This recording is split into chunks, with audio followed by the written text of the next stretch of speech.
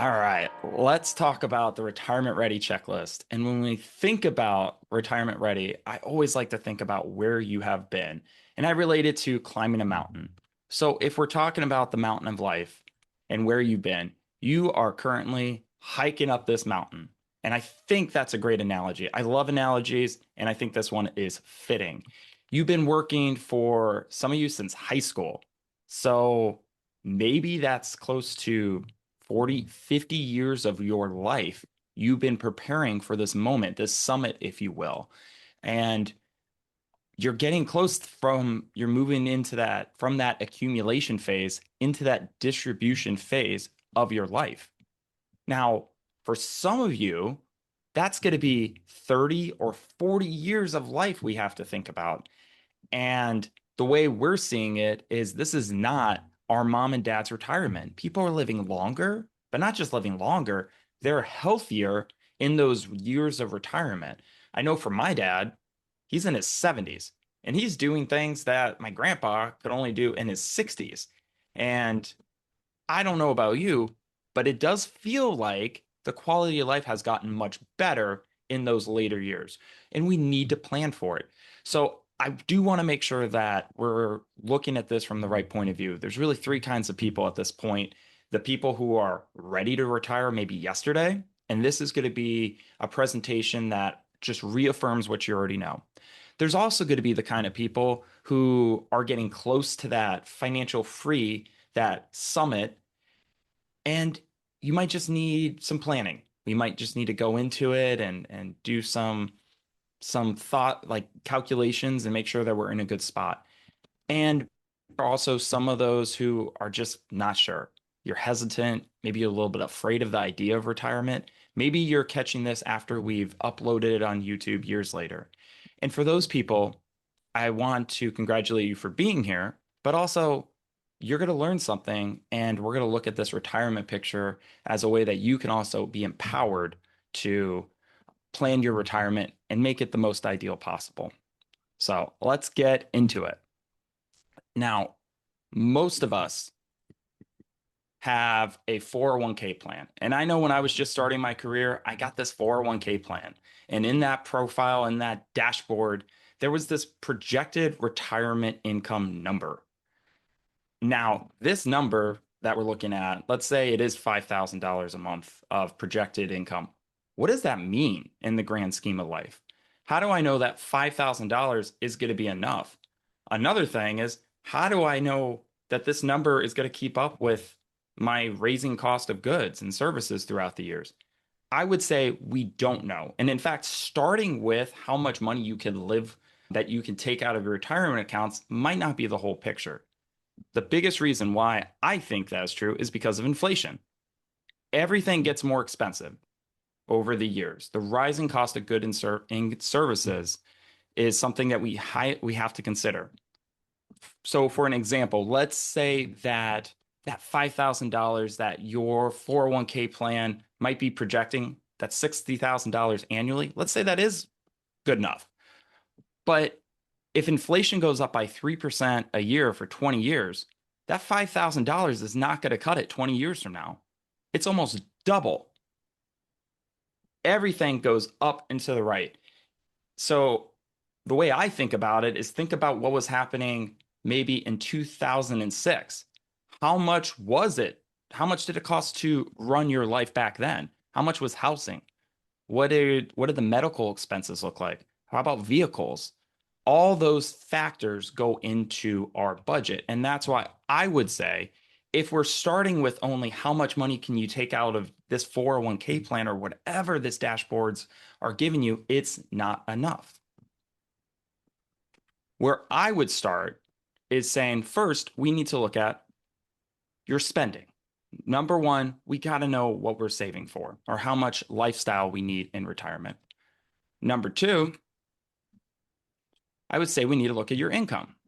How much money do you have coming in on a routine basis? And does it go up with inflation? Is it guaranteed? Next, we're going to look at your assets. We're going to look at the risks throughout your retirement, and then also estate planning. Okay. Now, let's move into our favorite subject here at Candid Path, budgeting. So, Raina, I Brandon, know we love this topic oh, here. yeah, I've enjoyed like hearing you talk specifically about budget and as you're about to see kind of the rocks in a jar analogy. So I'd love if you could share that with everybody. It's definitely insightful and kind of gives an imagery to what budgeting and priorities look like. Well, Raina, you know I love my analogies. And I think in visuals. And when I think of building your budget, we have to start with the most important things first. And I use this analogy because I think you've heard it in other areas of life. If you were to try to put rocks in a jar, and the most important rocks are the biggest rocks, you would start with those first. You'd put those all in, then you'd move up to the next size and then the last size at the top and try to fill that jar up as much as possible. So that's what we're going to go through. Your needs are the biggest rocks of your retirement. Those are things like housing. Got to have somewhere to live. We need healthcare. Everyone's going to need healthcare in the future and now. Groceries, clothing, and transportation. Those are your needs. And those all go in that jar first. So in this example for today, let's say that adds up to $60,000. And for that, I would say you got to need a budget. Now, Reina, you and John did the most amazing budget webinar a few weeks ago, and I would highly, highly, highly recommend that everyone goes and check that out if you haven't seen it already. Maybe it's something you revisit every year and help you with those priorities because I think that is awesome. So, quick plug there. The next thing we need to look at is your wants. Now, those are things that I would consider the spice of life. It's the salt of the earth type of thing. So for many of our clients, traveling is important. That would be a want. I know for my family, we love to travel. We create memories. It's a high want, but it's definitely not a need. So traveling, going out, hanging out with friends, kind of those extra luxuries. Maybe you like to buy gifts for your family or others. Maybe you're driving a fancier car, something that takes premium gas. Maybe you're part of like a boat club or something like that. Maybe there's some renovations around your house that could just make it nicer. Those are all your wants. That's really the next size. And let's say those go in and that adds up to $40,000 a year. The next one we're going to have is your wishes. Now that's everything else that goes in. So those are things like, let's say, maybe you want to buy a boat. Maybe it's a yacht. Maybe it's something kind of a lot of money, but it's pie in the sky type of stuff. Maybe it's that poster that you've had on your wall since you were a kid of that fancy sports car.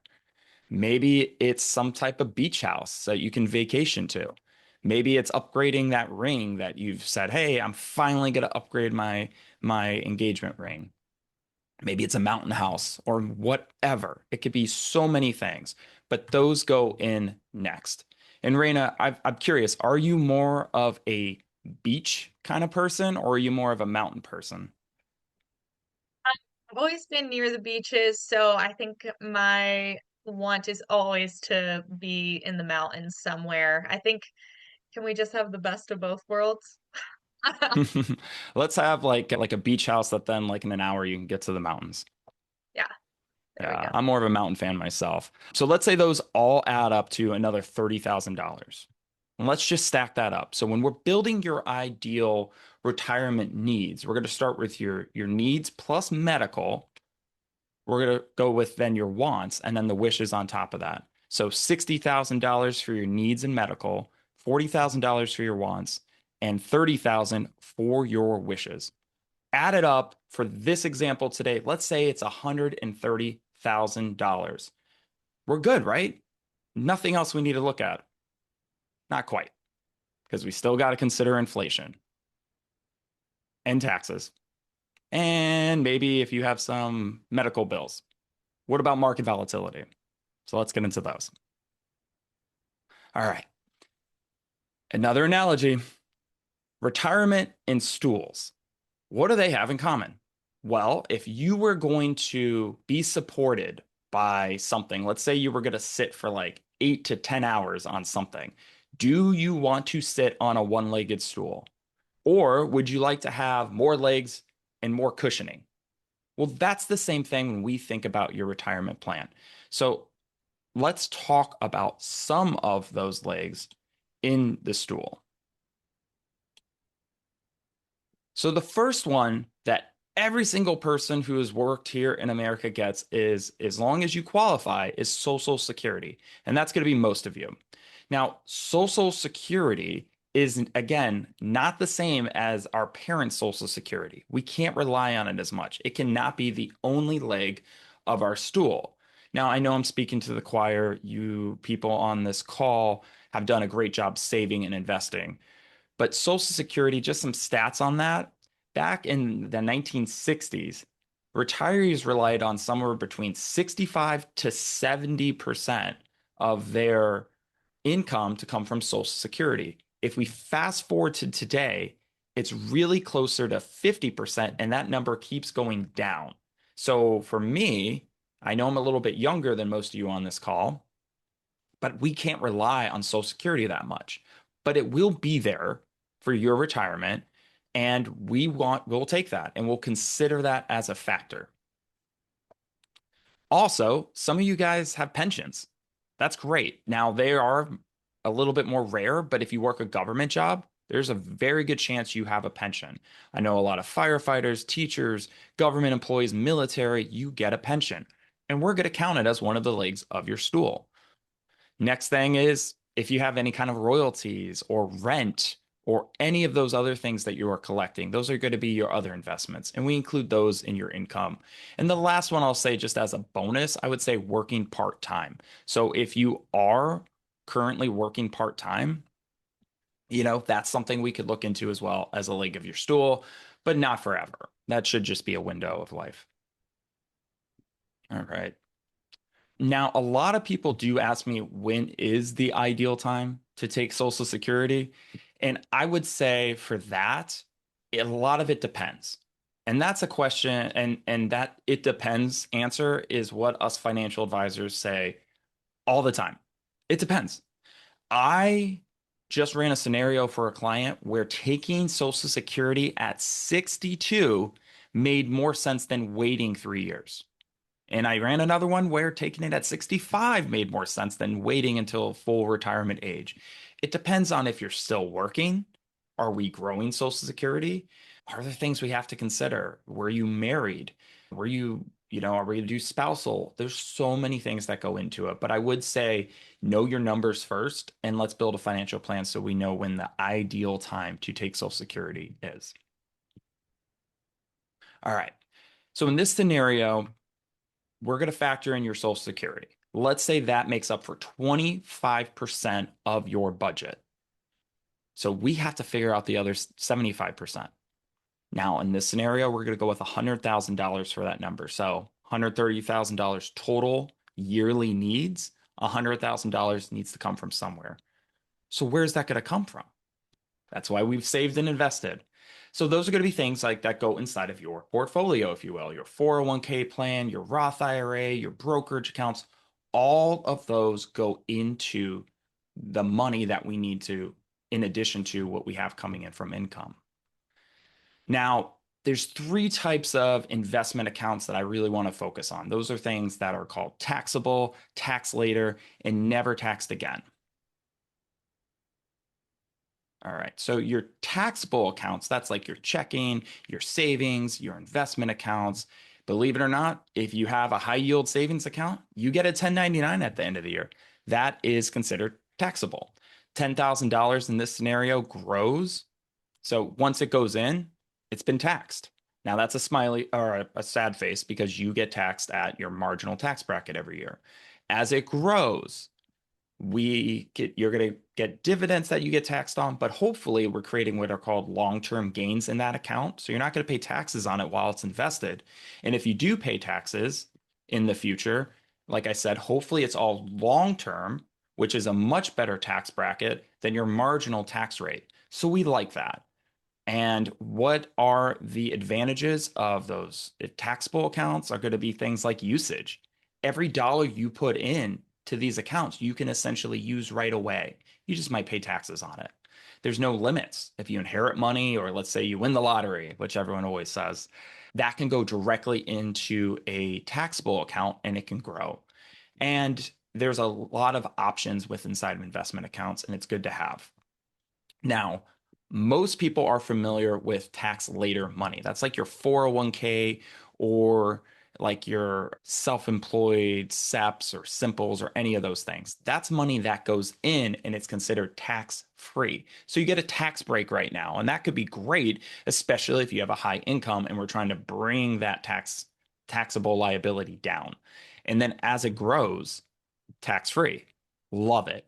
But dollar for dollar, when you take money out of these tax later accounts like your 401ks or your traditional IRAs, it is going to be taxed as a tax liability. So again, it's important to have it. So we're lowering the tax liability. But when you retire, dollar for dollar, all $50,000 in this case, if we took that out, is considered taxable.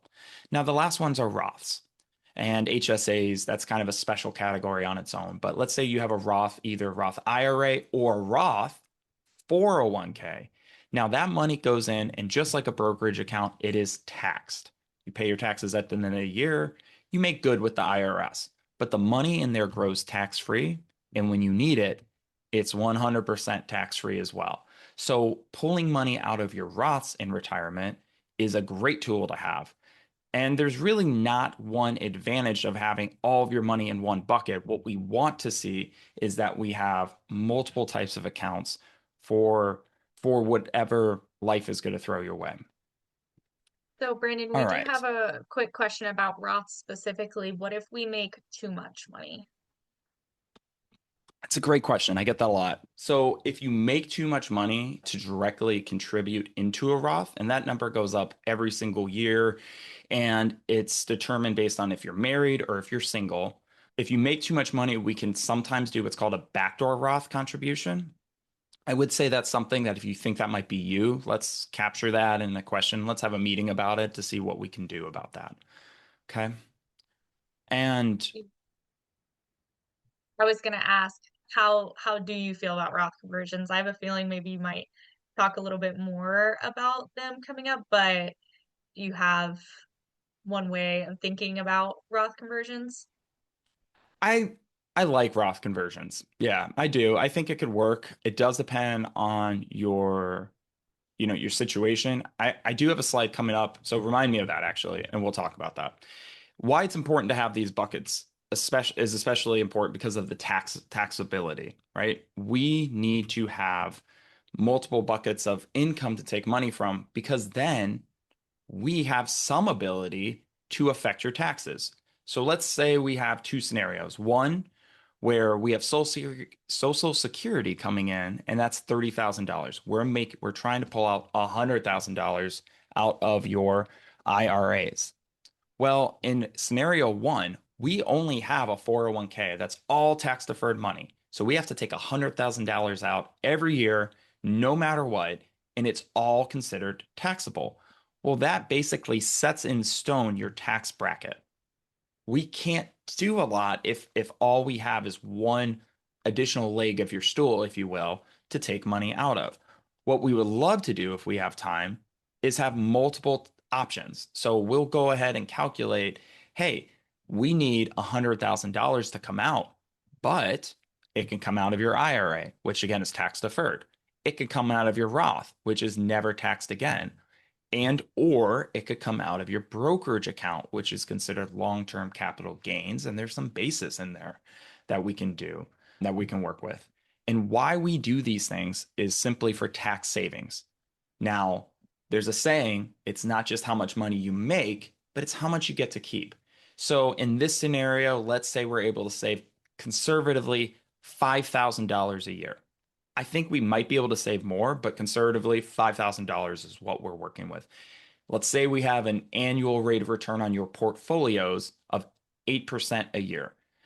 So $5,000 saved in taxes, if we keep that inside of your investment accounts at that 8%, we do that for 20 years. That's $228,000 in addition that we have in your investments. If you do it for 30 years, it just gets better. It's double that at 200 or $566,000. So it is important to save money. We let it go to work for you, and that's less money you have to take out. Is this All where you right. wanted to chat a little bit more about the Roth conversions? Yes, thank you. So Roth conversions. Roth conversions are something that we can do where we take money out of your IRA and then we can convert it into your Roth. Now you have to pay taxes on the dollar amount that we convert. So what we do at the end of the year when we're nearing the end, do we know kind of what your tax liability is going to look like? We could say, hey, let's consider a Roth conversion and we can convert 20, 15, 20, $30,000 from your IRA and put it into that Roth bucket. We ideally want to do it at the lowest tax bracket without breaking a tax bracket. So if we can go up to the limit of 12% and not into the 22%, that's ideal. We want to stay at a low tax bracket. And that's something we can do in early retirement if we have a big brokerage account to use. For instance, like, hey, let's not use any of your Roth money. Let's not use any of your traditional IRA money, but let's use this brokerage account money and we live off that for a year or two and we'll convert money. And on paper, you're in a low tax bracket. The other time to do it is for instance, I have a client who is a CEO, C-suite level, and they just historically, work a job for a few years and the company gets bought out. And this has happened twice now. And they go almost a year and a half to 2 years without having steady income. But because they got a buyout, they have money to live off of. So in those years when they have low income, we've converted money for them from their traditional IRA into their Roth. And we've done that now a few times. So that's one example. So thank you, Raina. It's case by case and it's very specific to you. So if you do think that's you, love to talk to you. We love Roth conversions. All right. So ideally, let's say we add up all your investment accounts and we need that $100,000. Well, where we want that number to be is somewhere between 4 to 5%. So let's call it 4.5%.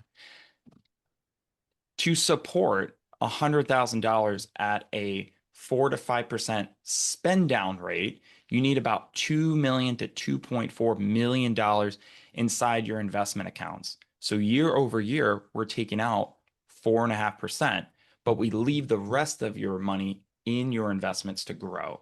And why do we want to aim for that number? Well, if we're getting an 8% rate of return, we can leave that 3% in there for inflationary reasons.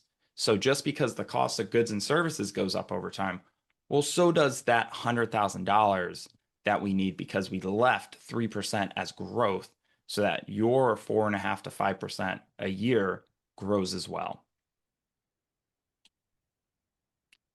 But we still got market volatility. We still got unplanned medical bills. So how and what are some strategies that we can do to help with those? So the first one I like to think about is kind of like having two types of accounts. You have your cash investments and you have your investment accounts. So let's say you have a cash account and the market is currently down. Well, if we have 6 to 18 months inside of living expenses inside of your cash investments, we can turn off your investment accounts and we can turn on your living expenses. Now, the financial crisis is a good example of one of these down market years, and it was the longest down market in modern history. So let's say that was 22 months from beginning to end. Now, that's uncommon. That is the longest example we have, but we can turn on those cash, wait for your investments to recover, and use that cash to live off of for several years. Now, when the markets rebound, we do the opposite. We turn off your cash investments and we turn on your investment accounts. And slowly we replenish those cash investments while we're still using your investments for your living expenses. Okay. The other option too is if you have some flexibility, we take 4.5% up or down. So let's say you retire and year one, you have the kind of luck I have where the market goes down. right? You start a new career, you retire on the year the market drops. Well, if you have some flexibility, let's say maybe instead of $100,000 we're taking out $98,000. Okay. But the next year comes back. So now you're at $102,000. Next year it goes even higher. We're up to 110,000. And then we have a correction. So we're back down to that under $100,000 mark. But then we're back up and then we're up again. So that is another option. In fact, I have a client right now retiring, and she is able to use basically her Social Security and a little bit of her investments for her needs and some of her wants. And then I said, well, how about we use the rest of the money? We will give you 4.5%. It's going to go into your checking account every single month. And that 4.5% is what you'll live off of. And she loves that idea because she wants to make sure that she can pay for her family's, like she likes to buy gifts, she likes to go out to eat, and she's just not sure about like how much she can do each month. Well, this is a great way for her to feel comfortable about being comfortable in retirement and still doing those things that she loves to do. So those are two strategies that I like to implement. All right. Let's say we build a financial plan for you and we know exactly how much money we need to hit, but we are not quite there yet. What are some options that we can do? Number one is you can work longer. That is usually Brandon, I'm going to punch you in the face if you tell me I need to work another year. But hear me out. 1 year of work is kind of like buying 3 years of retirement. Why that is because it's 1 year. We don't have to take money out of your investments. And a lot of times it's another year that your Social Security can grow. But also, we can contribute during that time period to your investment accounts. And we can let the money that's already in there grow. So it really does have a compound effect of 1 year of extra work buys almost 3 years of your retirement plan. So that is an option as long as you're in good health. The other one is you can save more. For every 22, so if we're using that 4.5% spend down rate, that's about $22,000 to support $1,000 of spending. So if you were able to save another $22,000 each year, that is like having an extra $1,000 per year in your retirement plan. Now, there's also going to be growth that goes into that, but that's what I want you to think about. The other one is spend less, and the same math works in reverse. If you're going to spend $1,000 less a year, it's like having an extra 22,000 that you don't need anymore. So that's another option too. And then we talked about working in retirement. What a lot of clients do after they've retired, they've gone on a vacation, they built a couple things.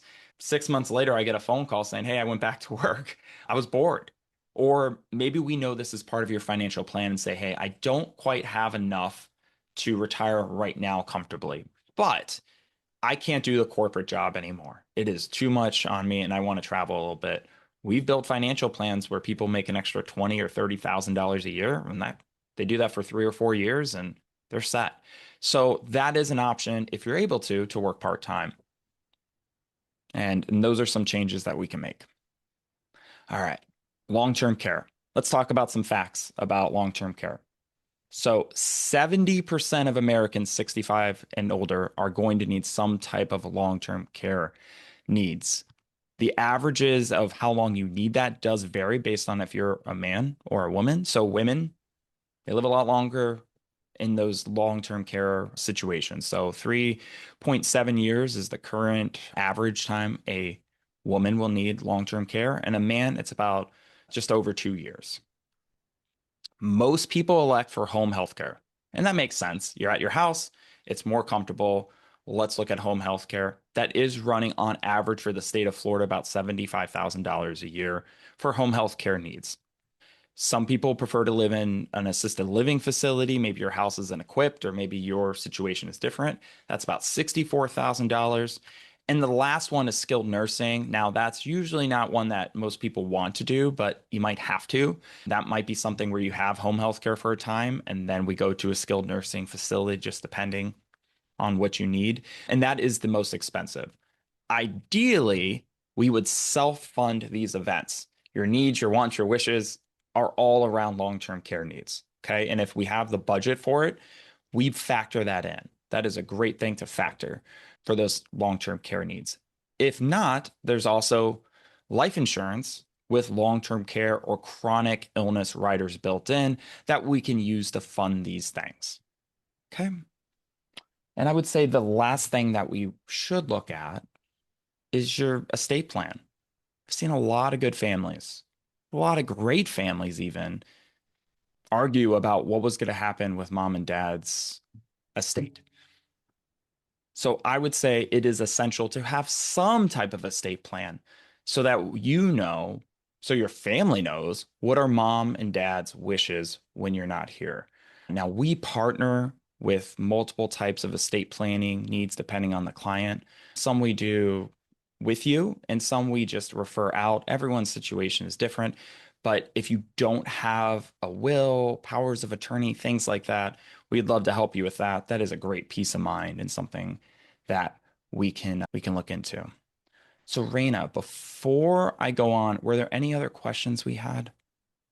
Yeah, I will go ahead and just give everybody a minute or so. If you had another question for Brandon before he closes out here, we can open up for Q&A. So we'll kind of give that a Yeah. second, see if there's not currently any is what I mean, but see if Okay. there's any more that come through. Absolutely. So where have we gone today? And this will be a good segue. So if you have any questions, get them in. But we talked about spending. We talked about how important it is for you to have a budget and prioritizing that budget. So needs, wants, wishes. It's better to do it now than be surprised by it later. Next thing we talked about is income.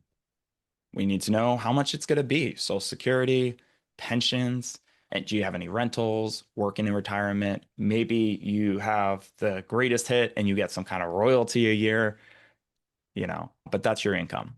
We talked about your investments or your assets. So that's very much covering what your income isn't to cover your spending. We talked about risks to your financial plan and to your retirement. And we also talked about estate planning. So I hope, my hope for you is that you learned something today, or you just reaffirmed what you already know. These are things that we need to look at and we need to be excited about. And if we need to make some changes, let's make them. I don't want to be surprised that, the number's higher than we thought. Let's make some changes if we have time. And let's take this head on. We're here for you. So if that's you and you want to have a conversation, go ahead and send us a message. We'll get back to you within 24 hours and make sure that, you're feeling good about your retirement.